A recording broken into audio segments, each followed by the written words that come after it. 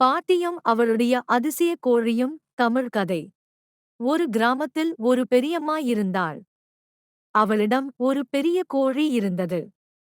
அது சாதாரண கோழி இல்லை. அந்த கோழி தினமும் ஒரு பொன்னான முட்டையை இடும்.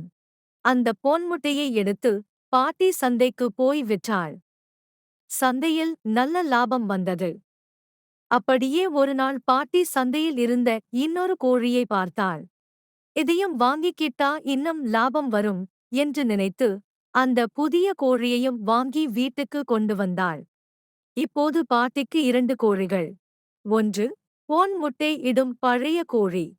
மற்றொன்று புதிதாக வாங்கிய சந்தை கோழி. ஆனால் ஒரு நாள் பெரிய விபத்து நடந்தது.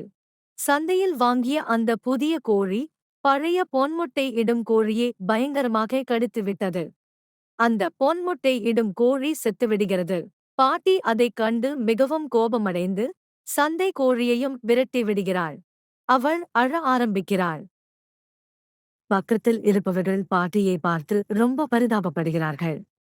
ஐயோ, கோழியும் இறந்துவிட்டது. நம்ம யாருமே லைக், ஷேர், சப்ஸ்கிரைப் பண்ணல. அதான் பாட்டி இப்படி சோகமா இருக்காங்க.